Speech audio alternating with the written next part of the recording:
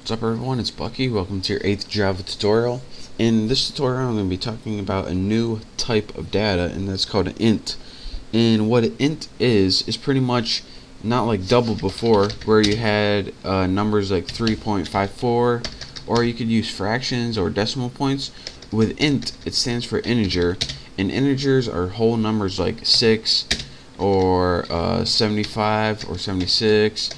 And you can only use whole numbers without a fraction and no decimal point.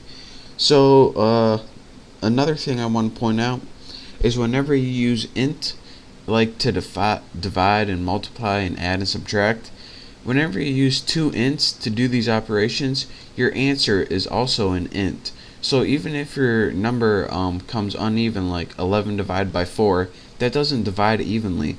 But when you try to do it on your computer with an int, you get an int as a result. So let me show you guys what that is. Let's go ahead and make three variables: girls, boys, and people. And let's go ahead and set these to some values. So let's go ahead and I'll start out with showing you all of the math operators. Girls equals 6,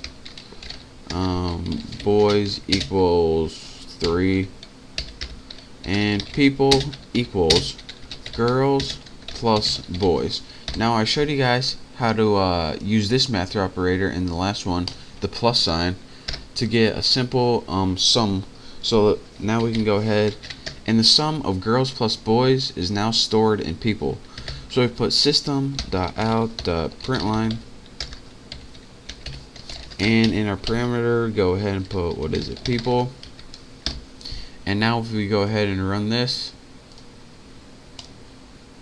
we get 9, since 6 plus 3 is 9. And so that is how you can use addition with Java. But addition isn't the only thing you can use. You can use minus or subtraction to get the difference, which 6 minus 3 is 3. You can also do some other cool ones. In the symbol for multiply is actually the asterisk, which is that little symbol above the 8. So whenever you want to multiply, make sure to use that. As you can see, 6 times 3 is 18. Divide is a special one. Now whenever you do this, you're going to get 2. But let me show you guys something where if you divide it uneven. Say you want to divide 11 by 3. Let's go ahead and see what our result is. 3. Well, we all know that 11 divided by 3 doesn't equal 3. What it equals is 3 point something. 9 divided by 3 actually equals 3. So what exactly is going on here?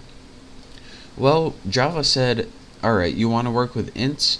Well, ints are whole numbers, so whenever you ask the question in ints, I'm going to give you an int. So if you want to get this number exact, you need to use double. So go ahead and press OK, and there's your answer, 3.66. So that's the difference between int and double. Int gives you whole numbers, and double gives you like a fraction of a number, or numbers with the decimal points.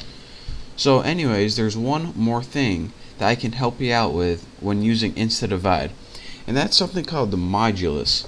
Now we all know that 3 goes into 11 3 times, and that will give you 9. But you have 2 things left over whenever you do that, and that's where the modulus comes in.